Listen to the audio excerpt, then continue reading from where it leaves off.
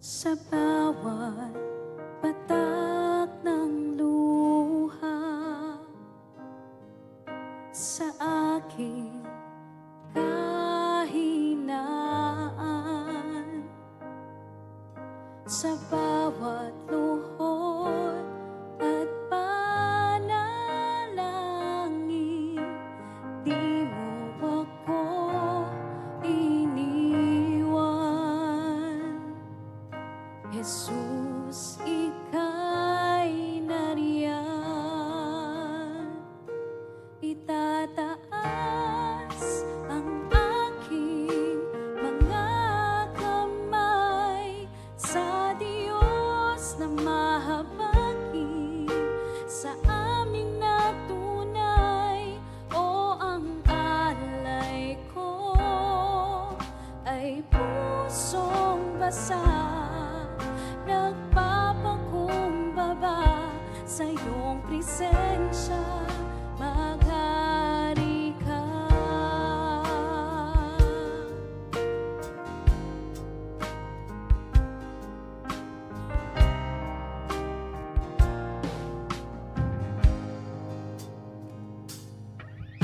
Sa bawat tanong ng buhay, suliranin, di maintindihan. Salita mo'y panghahawakan, na hindi mo ako iiwan. Jesus, ika'y nariyan.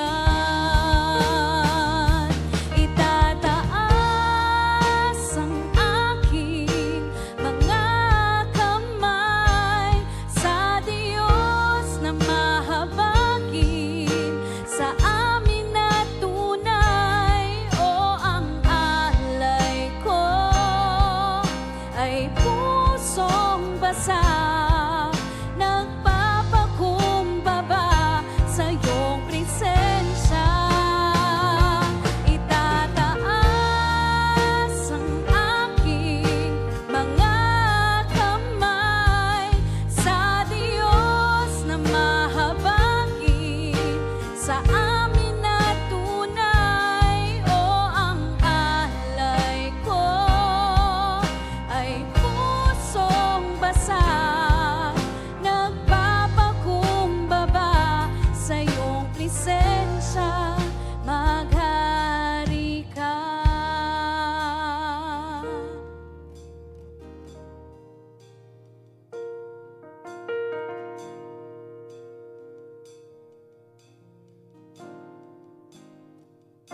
Suriin mo ang puso ko, suriin mo ang buhay ko.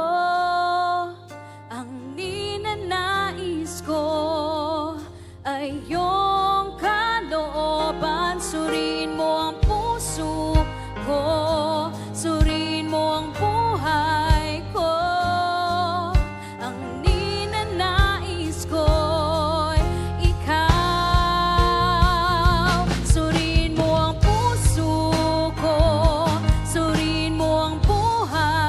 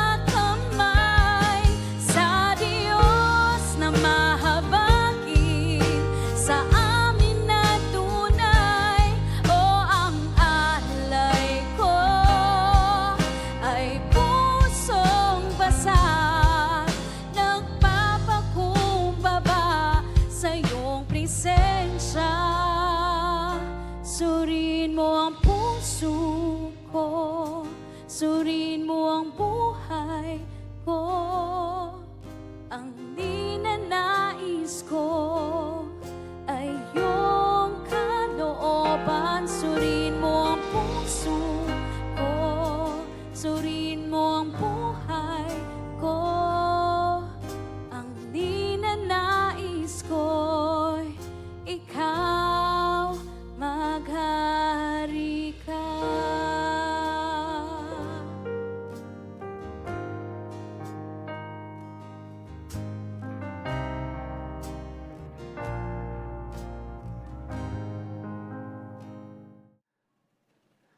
Welcome po sa ating day 4 ng ating prayer and fasting. I hope everyone is enjoying our prayer and fasting ngayong quarter na ito. And ako po si Brother Jarvis. Samahan niyo po ako sa ating pag-aaralan patungkol po naman sa Judges 13. So, sabi po sa Judges 13, basahin ko lang po sa mula 13, sa verse 1 hanggang verse 5. Sabi po gano'n. Again, the Israelites did evil in the eyes of the Lord. So the Lord delivered them into the hands of the Philistines for 40 years. A certain man of Zorah, named Manoah, from the clan of the Danites, had a wife who was childless. Unable to give birth, the angel of the Lord appeared to her and said, "You are barren and childless, but you are going to become pregnant and give birth to a son. Now, see to it that you drink no wine or other fermented drink, and that you do not eat anything unclean. You will become pregnant and have a son whose head is never to be touched by a razor, because the boy is to be a Nazirite, dedicated to God from the womb. He will take the lead in delivering Israel from the hands of the Philistines." So, pag binasa po natin yung buong Judges, makikita po natin dito yung buhay ni Manoah at ang kanyang asawa, at yung pagkaka-prophesied sa panganak niya na isang anak na pangalan ay si Samson. So, sa Judges 13 po, matutunghayan natin, no, pag binasa pa natin yung further, na yung mapaghiwalang anunsyo, in-announce na patungkol sa kapanganakan nga po ni Samson. Si Samson po ay ang ika-13, 13th na judge o hukom ng Israel. Ngunit kakaiba siya sa mga naunang hukom. Yung mga naunang hukom, meron silang talino, meron silang galing. Pero to si Samson, iba siya. Siya'y natatanging hukom na binayayaan ng Diyos ng pambihirang pisikal na kalakasan. Pambihirang kalakasan. Kumbaga para siyang isang Superman ang dating, no? Mababasa din natin sa Judges 13, yung istriktong mga tuntunin at mga bilin ng anghel sa magulang ni Samson kung paano siya palalakihin. At sa Judges 13 din, mababasa din natin na muling gumawa ng hindi magandang bagay ang mga Israelita. Naggawa sila ng evil, no? Sabing gano'n, sa paningin ng Diyos. At binigay muli sila ng Diyos sa kamay ng mga kalaban nila. Ito yung mga Filisteo o mga Philistines. Ngunit ang mapapansin natin dito sa Judges 13, mas mahabang panahon yung nasakop sila o nadomina sila ng kalaban nila. For context po, may mga bago dumating yung Judges 13, may mga nakasakop sa Israel na mga hari, mga grupo o mga kaharian na dahil nga po gumagawa sila ng hindi ayon sa gusto ng Diyos. Ang una po dyan sa Judges 3:8, mabasa natin yung hari ng Mesopotamia, si Cushan-Rishathaim. No? 8 years po siyang nag-dominate o sinakop ang buong Israel. No? Tapos sumunod dyan si Haring Moab, si Eglon, pangalan nun Eglon. 18 years po yan. Mabasa po natin yan sa Judges 3 verse 14. Tapos sumunod naman, yung hari ng Kanaan, si Jabin, na 20 years na sinakop yung Israel. Mababasa natin yan sa Judges 4. Tapos Nasakop ang Israel for 7 years ng mga Midianita. Yan yung panahon ni Gideon. Kung naalala nyo, kung alam nyo yung ating Judges. No? Sa Judges 6:1 po yan. 7 years po yan na nasakop ng Midianita ang mga Israelita. Tapos sumunod sa mga Midianita, yung Ammonites, 18 years. Sa Judges 10:8 po yan, mababasa natin. At ngayon naman po sa Judges 13, yung Filisteo. Nasakop po ng mga Filisteo ang mga Israelite ng 40 years. So halos doble. Ngayon, ang isang kapansin-pansin po dito sa Judges, pag binasa po natin to, ni minsan, kasi mga naunang mga chapter, makikita yung pag-iyak ng mga Israel sa Diyos dahil nasakop sila, pinahirapan sila. Pero itong sa Judges 13, ni minsan walang nabanggit na umiyak ang mga Israelita sa Diyos. Walang sinabi doon na, and they cried out to the Lord. Walang ganun. Pero, ganun pa man, dahil sa awa at biyaya ng Diyos, talagang nagpadala pa rin ang ating Panginoong Diyos sa kanila ng isang hukom. At yan nga po si Samson. Ang tanong, bakit kaya hindi umiyak ang mga Israelita sa Panginoon? Bakit hindi sila nag-cry out sa Lord katulad ng mga naunang mabasa natin sa unang chapter? Yan ang ating pag-aaralan ngayong umagang ito bago tayo manalangin. No? So, ayon sa mga biblical scholars at historical commentaries na aking napag-aralan, ang isang dahilan daw bakit hindi umiyak ang mga Israelita sa Panginoon nung panahon ng pananakop ng mga Pilisteo ay una, naging komportable sila sa pagkakaalipin nila. Naging comfortable na sila sa kalalagayan nila. Ang pang-api ng mga Pilisteo ayon sa historical context, pang-api ng mga Pilisteo sa mga Israelita nung panahon na medyo iba sa mga naunang mga nang-api sa kanila. Sa halip na naging malupit ang mga Pilisteo sa mga Israelita, na wasakin agad sila, pahirapan sila, hindi ganoon ang ginawa ng mga Pilisteo. Gumamit sila ng mga political, military control sa ekonomiya, laban sa kanilang na maaring paunti-unting ginawa ng mga Pilisteo. Parang kumbaga dahan-dahan silang ginawang komportable sa kalalagayan nila. Hindi sila binigla. Hindi katulad ng mga panahon nila Jabin, pinahirapan sila, mga Midianita, basta na lang sila kinukuha yung pagkain nila. Sa panahon ng mga Pilisteo, dahan-dahan silang denominate. Paunti-unti. No? Ang lesson dito, ang mga tao pala, ang lesson na nakita natin dito, ang mga tao pala ay maaaring maging sanay sa spiritual na pagkukompromiso. Yan. O mga makamundong impluensya na hindi na nila nakikilala ang pangailangan nila na umiyak pa at manalangin sa Diyos. Ganun ang nangyari sa mga Israelita. Parang okay lang, okay lang. Nasanay na paunti-unti, 40 years. Sa panahon natin, mga kapatid, panahon natin ngayon, nangyayari na yan. No? Katulad ng mga Israelita noon, panahon ni Samson, yung pamilya niya, may mga kilos at gawi na dati-rati, nakakaya at hindi ka tanggap-tanggap, na ngayon ay talagang tanggap na ng lipunan. At kapag sinita pa nga natin ngayon, tayo pa ang mali. No? Kumbaga, ang dating mali ay naging tama na, at ang dating tama ay mali na. Binaliktad na ang mundo. Nagkabaliktad na ang moralidad ng mundo.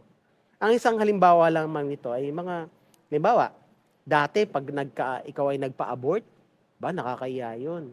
Pero ngayon parang okay lang, pa-abort kami. O kaya, dati, pagka may iba-iba kang kapartner, ano ka bang klaseng mong taong yan, dami mong kapartner. Ngayon, okay lang, sanay na mga tao.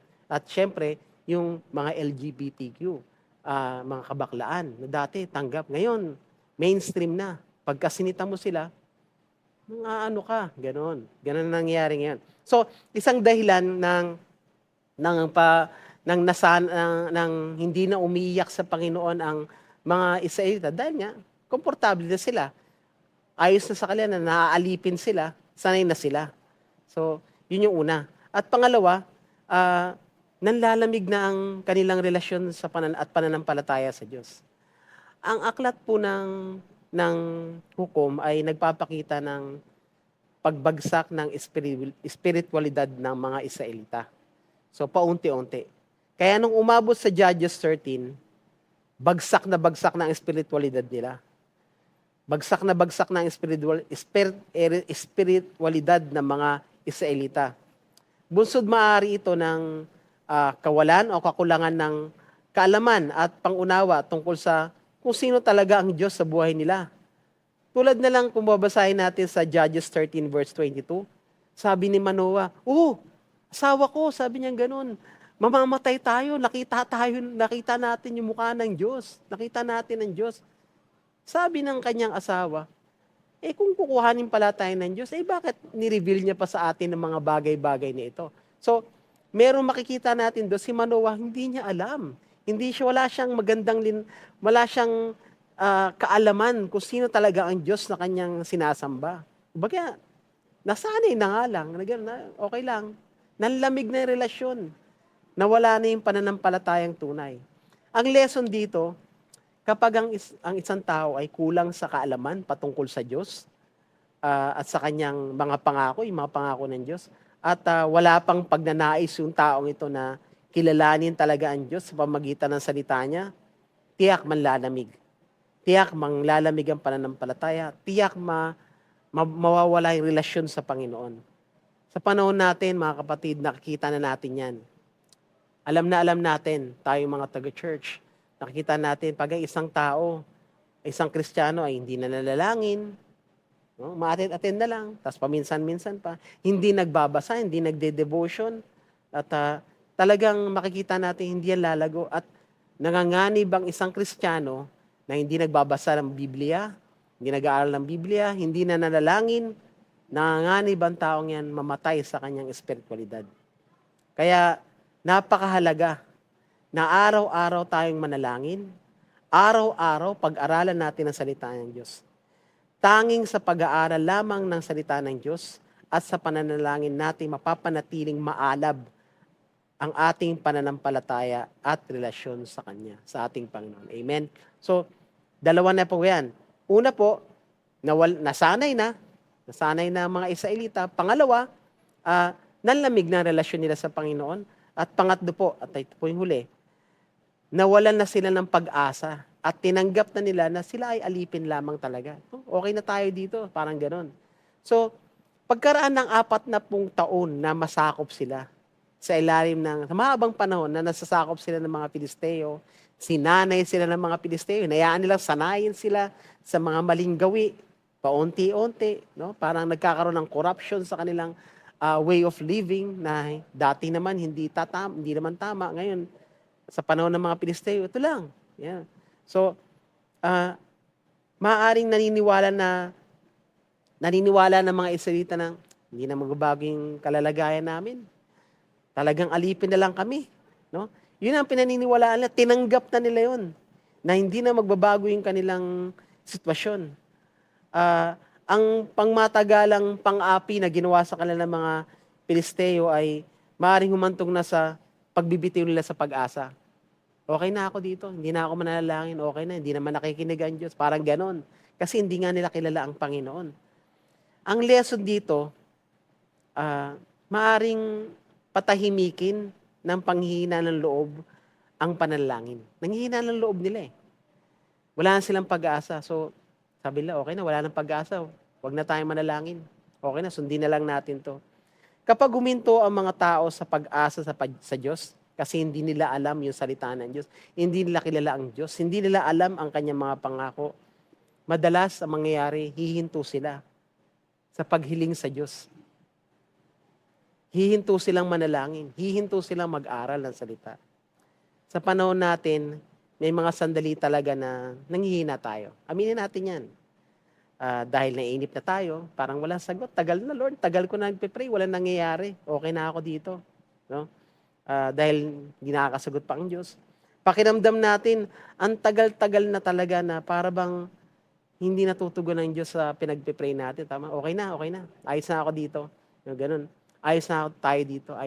Dito na lang tayo. Ganun na lang tayo. Pero ang dahilan ng pagkainip natin at malamang na nagmumula sa kakulangan sa pagkakilala at pagkaunawa sa Diyos. Yun ang pinakadahilan ng ating kainipan kasi wala tayong relasyon sa Diyos. Hindi natin alam ang salita niya. Hindi natin alam yung pangako niya. Kaya nararapat na kilalanin natin ang Diyos at alamin natin ang kanyang pangako. No? Ah, at yung plano niya, kailangan malaman natin. Manalangin tayo sa Diyos. Huwag tayong titigil, kapatid. Kung nangihina ka, manalangin ka. At ito po yung essence bakit tayo nagkakaroon ng prayer and fasting.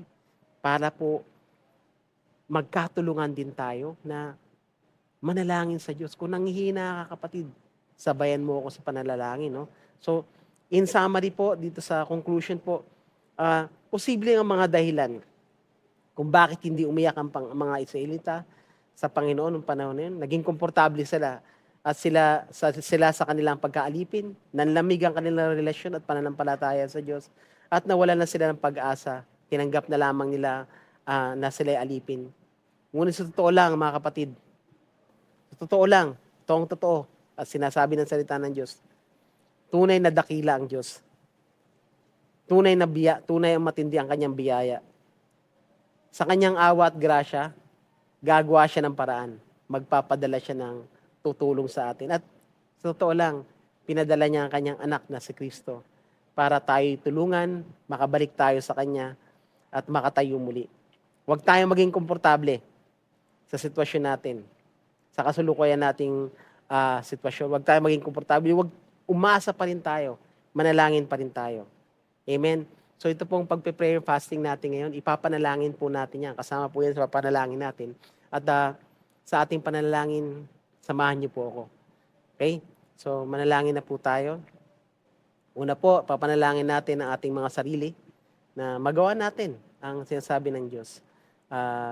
Magawa natin ang nais at layunin ng Diyos sa ating buhay. Naway lalo na pa tayo magkaroon ng mga masiding pagnanais na makilala ang Panginoon at manatili sa kanyang presensya. Yun na po ang uno, manalangin po muna tayo. Lord, tulungan niyo po kami, O Diyos, na talagang manalangin sa iyo. Bigyan niyo po kami na talagang lakas ng loob na talagang lumapit sa iyo at talagang yung sarili namin, Lord, ituon namin sa iyo, O God. We pray, Father, na talagang desiring namin yung presensya mo sa aming buhay.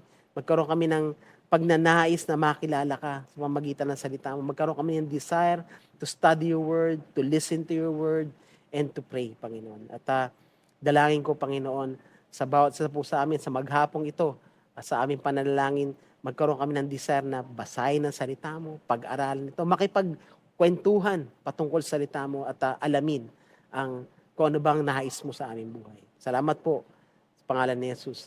Amen. Ang pangalawa po nating pag-pray, ating kung may mga kilala po tayong dumadaan sa sitwasyon ngayon na mahirap, mabigat, may sakit, mayroong problema sa trabaho, pag-pray po natin mga taong ito. Banggitin na lang po natin sa ating mga sariling panalangin ang mga pangalan ng mga taong ito. Lord, salamat po, Panginoon. Nilapit po namin sa iyo ang mga kaibigan namin, kakilala, kamag-anak na merong dinadaan ng pagsubok. Maaaring nanghihina sila sa kanilang pananampalataya. Nawawalan na sila ng pag-asa, O Diyos. Maaaring tinatanggap na lang nila yung sitwasyon nila. Pero Lord, Ikaw ang mabiyayang Diyos. Hindi nga humingi ang mga Israelita sa iyo, hindi man sila umiyak sa iyo, Panginoon, pero nagpadala ka pa rin ng hukom. At Lord, sa aming panahon, in advance mo na po, pinadala mo ang banal na Espiritu, pinadala mo si Kristo para tulungan kami sa mga bagay-bagay na kinakaharap namin, O Diyos. Pinupuri ka namin dahil alam namin, Panginoon, Ikaw ang Diyos sa dakila at ang plano mo ang matutupad sa aming buhay. Kailangan lang namin kumapit sa iyo, Panginoon. I pray, Father, in the name of Jesus, to just help us to cling on to you, Panginoon. At pinadalangin namin ng mga kapatid namin, kapatiran, mga kamag-anak, kakilala, kaibigan, kaskwela, kaopisina, Panginoon, na talagang kung ano man kinakarap nila, may sakit man yung kamag-anak nila, may financial man silang pangailangan, Panginoon, tugunin mo nga po ito, Diyos. Makinig ka, buksan mong yung tenga, Panginoon, sa pananalangin ng mga kapatid namin ito, O Diyos. Buksan mo ang inyong tenga para sa pananalangin namin, para sa mga kapatid na ito, O Diyos. At dalangin namin, Panginoon, as we pray for them, Pag nagkaroon kami ng pagkakataon, i-share din namin ang salita mo, O Diyos. I-share din namin ang pangako mo sa kanila nang sa gayon sila rin magkaroon pananampalataya sa iyo para manalangin din.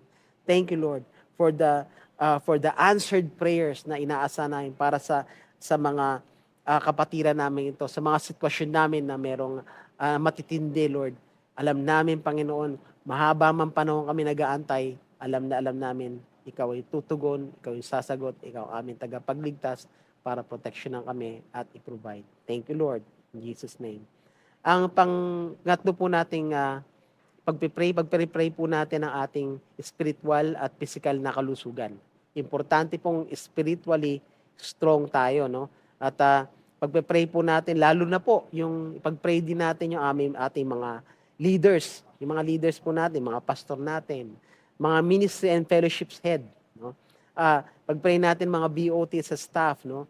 At para sila yung magpatuloy sa pag-i-encourage sa atin na manalangin, na magbasa ng salita para tulungan tayong intindihin yung salita ng Diyos nang sa gayon ating pananampalataya lalo pang tumibay at tumakas.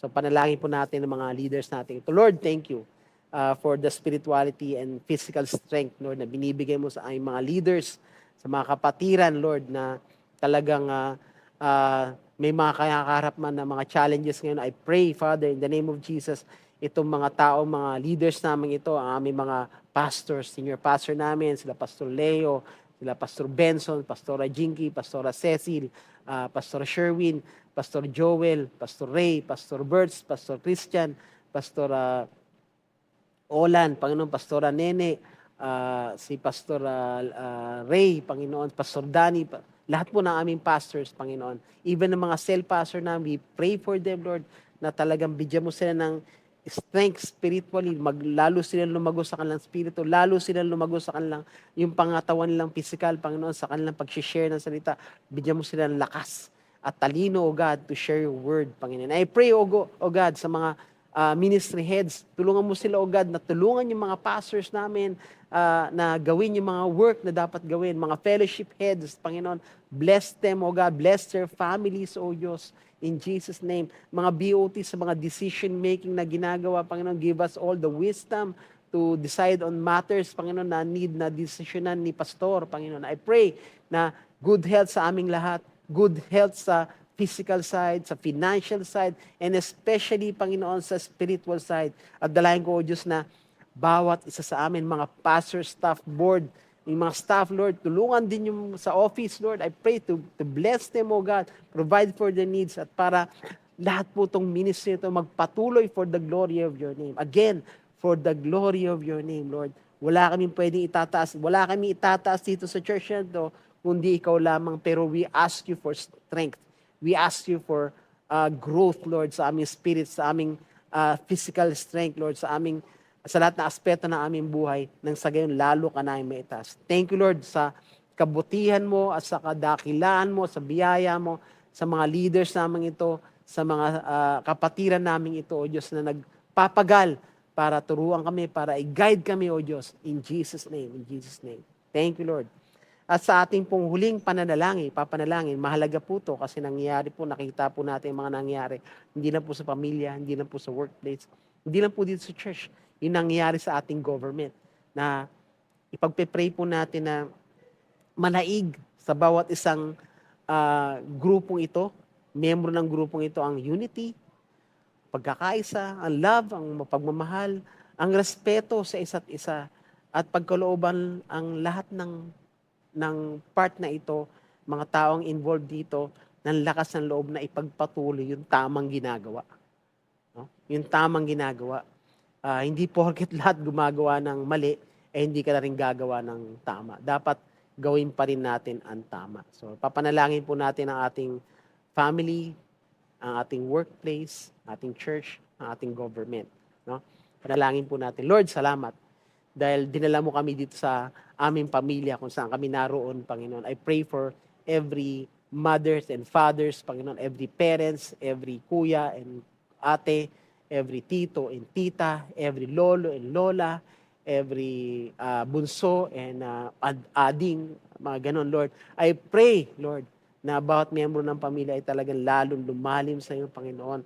Magkaroon ng pagkakaisa, magkaroon ng love at respect sa isa't isa, O Diyos. I pray, Father God, for every attack of the enemy. I cover every part of the family, Panginoon, against the attack of the enemy, O God, na binabali, sinisira ang tamang kaisipan at pinapalitan ng mga mali. I pray, Father God, for your protection and covering, Panginoon, sa bawat pamilya. Even sa workplaces namin, I pray, Lord, kami na mga nagtatrabaho sa mga opisina, tulungan niyo po kami to do what is right. Huwag gawin yung mga ginagawang mali at tanggihan ito. Labanan namin ang mga maling gawi, Panginoon.